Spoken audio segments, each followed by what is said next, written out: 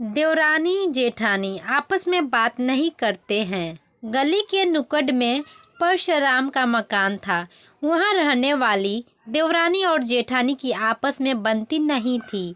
उनमें से अक्सर तू मैं हुआ करती थी, जिसके बाद कुछ दिनों तक दोनों में अनबोला रहता और फिर धीरे धीरे सब ठीक हो जाया करता था।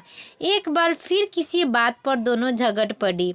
इस बार झगड़ा इतना जोरदार था कि दोनों ने एक दूसरे की सूरत न देखने का प्रण कर लिया। दोनों अपने अपने कमरों में जाकर बंद हो गईं। कुछ देर तक दोनों बड़बड़ाती हुई अपने अपने कमरों में बैठी रही, लेकिन फिर जाने क्या हुआ कि देवरानी ने अपने कमरे का दरवाज़ा खोला और बाहर निकल आई। धीरे धीरे कदम बढ़ाते हुए वो जेठानी के कमरे के सामने पहुंची और दरवाज़ा खटखटाने लगी। जेठानी अब भी गुस्से में थी। उसने दरवाज़ा खोले बिना ही पूछा, कौन है? देवरानी बोली, दीदी मैं हूँ, दरवाज़ा खोलो। जेठानी भटकी, अब क्यों आई है मेरे पास? कभी मुँह ना देखने का प्रण लिया है ना, तो दूर रहो, मेरे पास मत आ।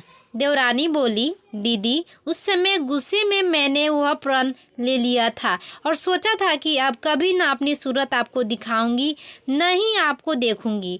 लेकिन जब माँ की बात याद आई तो इरादा बदल लिया। माँ ने कहा था कि जब कभी किसी से मन मुटाव हो जाए तो सदा वह अपने हृदय में दबाए मत रखना। उस व्यक्ति की बुराई को नहीं बल्कि अच्छाई को याद करना।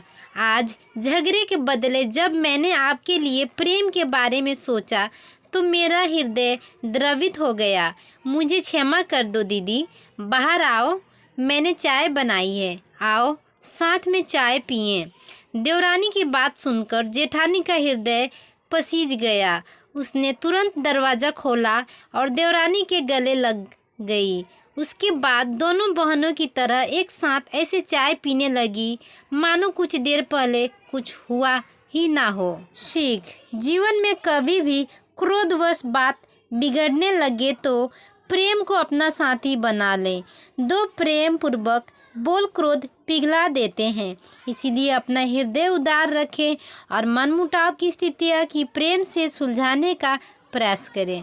आशा करती हूँ यह छोटी सी कहानी आपको पसंद आई होगी तो लाइक सब्सक्राइब शेयर ज़रूर कीजिएगा। आपकी एक लाइक हमें मोटिवेट करती है अगली वीडियो अपलोड करने की। यदि आपको कहीं भी खालीपन लगे तो आप अपना विचार हमें कमेंट बॉक्स में ज़रूर बताइएगा। अच्छे रहिए, स्वस्थ रहिए। जय हिंद, जय भारत।